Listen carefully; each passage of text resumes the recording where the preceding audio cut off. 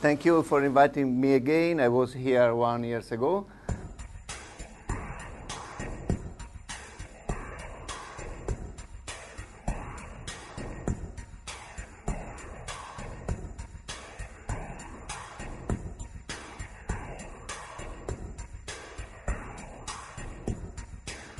I don't know if I was called again because you enjoyed my presentation, or why because I could not explain and I have to do that again. I hope it's the first one. However, the presentation will be a little different from the one I presented last time. I have been asked to address mostly on problems related to defending the coast where we have huge urbanization or very high value of the coast. This means different strategies from those we use to defend natural areas or low developed areas. So what you will see is you have not immediately to translate to transfer on your cost, just some examples of what worldwide has been done to defend these areas. And also I try to explain what we are doing to defend these areas where we need very hard defense, to convert traditional coastal defense like seawalls, groins, in modified structures having the same effect but less negative effects. So you will see some old structures which have been reshaped to address new needs for tourism and for landscape value, and very, very few new technologies. I included them just because that I know that in Western Australia someone is talking to try to introduce them. Here you see cases in which the coastal defense is extremely necessary. You cannot retreat. You have towns, you have railways, industrial plants, or very high touristic areas. In this case, the strategy are necessarily addressed to strong defense to stabilize the shoreline. These things were done since the centuries in Italy. These are they are called murazzi, are the seawall built by the Republic of Venice in early 18th century to defend the lagoon. This is what we had from the past, and we had to change. You see the same area now defended in order to have not only stronger defense against the sea, but also a better use of the beach with some sand. This obviously needs huge work and a lot of money, because instead of the old seawall, we have in addition groins, submerged groins, and a submerged detached breakwater. So it costs very much to add the value of having a beach to a shore protection. The problem is that in this way, we gradually transformed our coast from a sandy beach to a rocky coast. And this caused a very big loss in the tourism activity. That's why now we are trying to convert these structures. So we have all the evolution from the very old to the more recent, like this, and the new shape of the same, of new structures to substitute, to change for this. In other case, we started this in the same way to defend the coast, and in this area now we have 2.3 kilometers of rock for each kilometer of coast, because it's 1 kilometer here, 1 kilometer here. In addition, we have groins. That's incredible. So if we have to protect a coast, we have 5 strategies. One is to stabilize the shoreline. If you have a nuclear plant, you must have the shoreline very well fixed. You can reduce wave energy, though you don't work, you work on the waves instead of creating seawall to delimit the land. You can intercept the sediment flowing along shore. You can try, not easy, to change the morphodynamics of the beach, and you can nourish. We have no time to talk about nourishment, but you know that very well, so eventually if there are some questions, I can enter in detail later. To stabilize the shoreline generally means to create very hard structures, structures which prevent the use or the fuel use of the sea. It's very difficult and dangerous to enter the water under mild sea conditions. And in addition, you have problems that these structures are very reflective and they change the beach profile. Waves which are generally dissipated, wave energy is dissipated along the beach profile. Its energy is concentrated in the, near the seawall. We have wave reflection, we have turbulence here, so we have deepening of the profile, and this generally determines the collapse of the structure and new money to invest for the maintenance or to elevate and so. And in addition, when waves are oblique, this turbulence has a longshore components and sediment are taken from this area and deposited far when the influence of the seawall ends. People tried to change this with different kind of structures, generally to have something which is removable, a concrete seawall or a stony seawall. It's very expensive to be removed, whereas a sandy bank, it's enough you cut it, and if it doesn't work, or if the conditions change. Sometimes there are phases of beach erosion, and then we have beach accretion due to different wave climate and so. In this case, you can remove these things. Examples are quite clear of the problem around the world. If you have more complex structure, including concrete blocks, you can arrive to reduce reflection and to have a better absorption of waves. There are different kind of blocks which can lead to this. They are very expensive, and obviously they cannot be used in a beach used for tourism. They are mostly used for harbors, but unfortunately all these cases are from places where the blocks were placed for shore protection and not for marinas or harbors. And you see other cases. This is from Scotland. You can mix concrete and rocks or artificial blocks, but the problem of wave reflections generally remains, and in front of these seawalls, gradually you lose your beach, unless the system is so rich of sand. But in this case, why to build a seawall? With concrete, you can create any shape of the seawall. Generally, we try to build concave shapes. I think I have here. In order to prevent overtopping of the structure, because the water which goes on the other side not only can create problem to the car passing or to the properties, but also the water infiltration can unstabilize the structure itself. So it's necessary to prevent overflooding. This is a good example of what we can do. It's the seawall built in San Francisco in the early 30s. It's an example in the scientific literature because it's the most expensive coastal defense ever realized. And the reason is that in addition to the seawall you see, below the sand level, there is these structures longer than the design I have done, which arrives approximately here.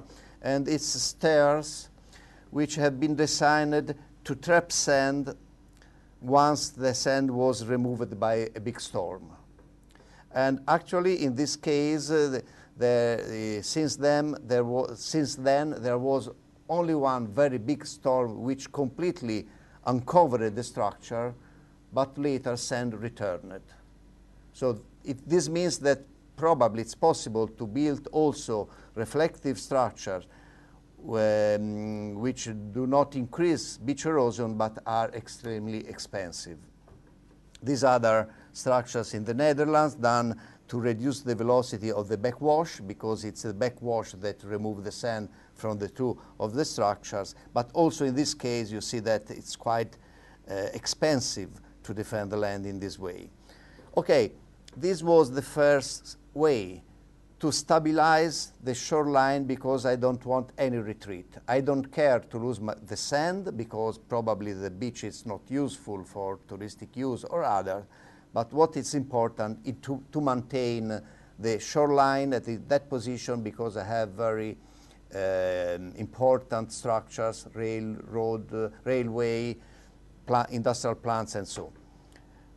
The second strategy is the one to reduce the wave energy coming on shore.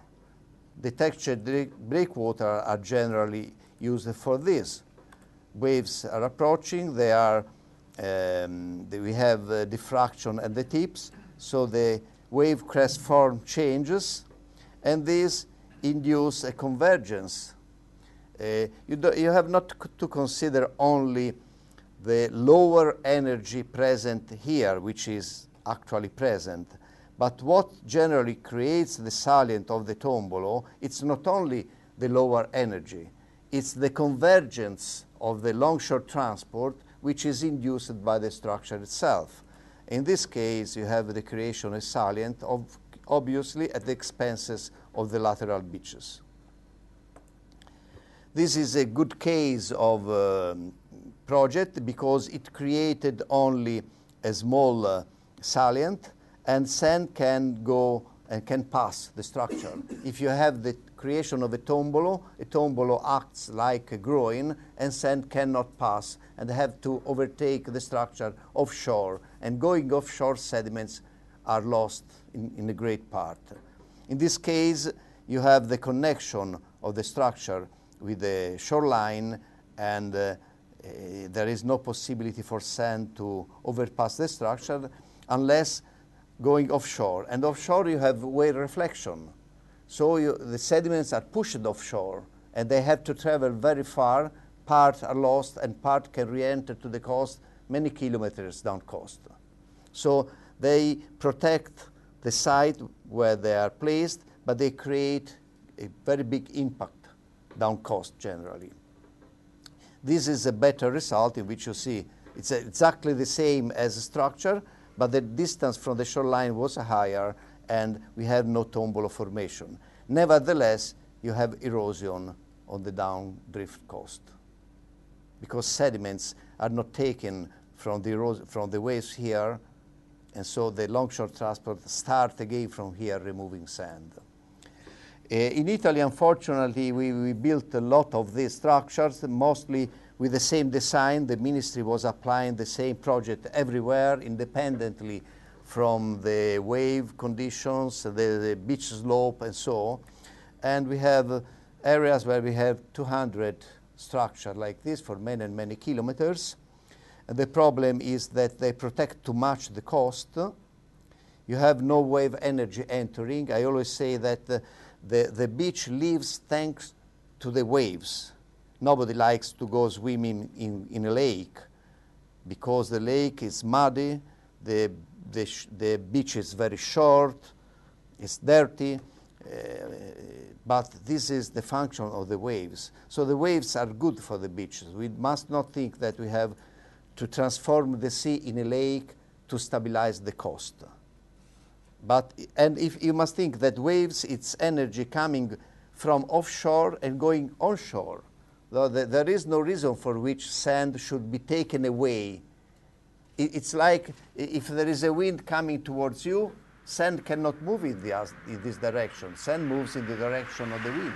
And waves create the same. Wave, it's energy going onshore and brings sand ashore. Most of the beaches you have are formed by sand deposited 1,000 years ago when the sea level was lower, and the rising of sea level pushed them like a bulldozer to the coast. So we must maintain the energy on the shore. Another problem of these structures is that they are overtopped by waves during storms, and water accumulated behind must exit somewhere and exit from the gaps. And from the gaps, it takes a very strong velocity. it erodes the bottom. Here we have 11 meters of water depth, and the breakwater was built in 3 meters water depth. And in addition, we had these strong currents, very dangerous for swimmers.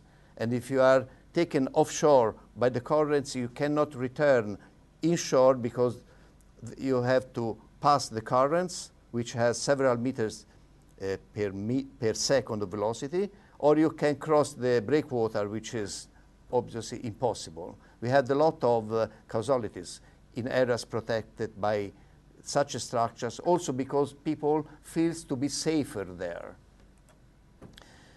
In the gap, you lose sand, and generally you end by constructing riprap on seawall, and so you construct all the coast. You can improve the use of the coast with this structure, creating a connection, obviously on poles, and you can live here, and you can create promenade, and so if you are in town. So you must transform any coastal defense in part of the town. It should be part of the furniture of the town, a coastal defense. The last 20 years, the researchers tried to apply underwater structure, which are termed low crest structure, but low crest means also that it's possible for waves to overtop them. So underwater structures, and they seem to be quite effective. You have no impact on the landscape. Water circulation is better, so you have not concentration of pollutants there. The only problem is they produce the same. If you have this structure which is submerged, waves pass over it. We have piling up of water, and you have a currents going along shore, and sometimes it happens that the protected beach is eroding and the unprotected beach is accreting. Now we introduce submerged groins to connect the shoreline with the breakwater to limit the longshore transport. In some cases, they create patched beaches. The detached breakwater below the sea level, let's say 1 or 2 meters below, and it's not only to dissipate wave energy, but also to stop the sand going offshore. It doesn't work very well. In this case, the project was to have this rocky shelf, and with stones, smaller stones, to create a rocky bottom elevated, and the wave energy is dissipated from this point to this point. And in this case, they function very well. In Japan, they are building detached submerged breakwater wide 80 meters to create a full dissipation of wave energy. And here you have the sediment nourishment, which in this case is stable because wave energy is dissipated along this stable bedrock. Other examples are with concrete elements. In this case, you know that water is moving on the upper surface onshore, and after the backwash returns down offshore. Here you have the breaker line. In this case, they try to inject the water in the incoming waves to dissipate energy, and the test that they have done agree with this. You see the Beachville Rift, which has less turbulence than this one. They were applied in some beaches in California, and results are under study. Someone is trying to sell these things, which have been designed to increase fish production, and they say that they put close to the shore and the beach are created. We tested them in a wave channel. Actually, the effectiveness, it's very low. The effectiveness of these structures is the ratio between wave height offshore and wave height after the structure. So if you have 2 meters of wave height offshore and 1 meter inshore, you say it's 50% of or 0.5 of effectivity. The effectiveness of this is very, very low, let's say 5, 10%, which from the engineering point of view, it's very, very low. But there is another consideration to give, is that traditional structure create a piling up. Piling up create problems also because waves travel at a higher water level and can enter the land more strongly. This structure reduces wave energy very little, but they don't create piling up. So we have only a small positive effect. The question is this: it's enough 10% of energy less to stabilize a beach?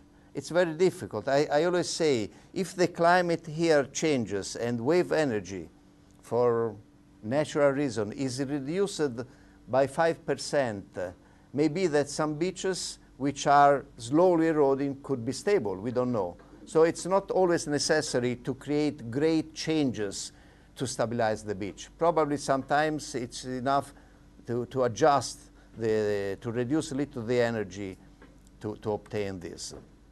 With the same idea, or the same, with the result of the studies of the submerged breakwaters, we probably solved some problem in other beaches which has some comparison with yours. Here we are in a quite long pocket beaches, it's 7 kilometers long. Here we have erosion, and there was no reason for this because this harbor, it's outside the physiographic unit. Studying the bathymetry, we saw that the eroding area, it's the only one which is protected by reef. So it's why? It's protected by the reef and it's eroding. The reason is that the reef has some gaps like this, and using tracers, both sand coming from different basins and the seabed drifters, we discovered that the sand exit from these gaps. We have accumulation of water behind the reef and a very strong currents from the gaps. So happens this, and in this case we are just realizing in these days a project which has no environmental impact unless something on the bottom, because we want to close the gaps. Probably we tried with sandbags before, and so you cannot see any coastal defense. You just close the gaps. I don't know if some of the gaps present in the reef here could be exit way of sand, or it's a risk because it can be also income way. So we must understand very well if from the gap the sand comes offshore or from offshore comes to the coast. A similar case was in this bay. You see here a reef. It's a beach rock formed 2,000 years ago. And analyzing the morphology, the bottom morphology, we realized that also in this case, the reef do not protect the coast, but increase its erosion like this. In addition, in these points, if you see here, there are some small canyons in the bedrock. So it's the exit of sand is given by the velocity of the water through this canyon, which is improved by the presence of the reef.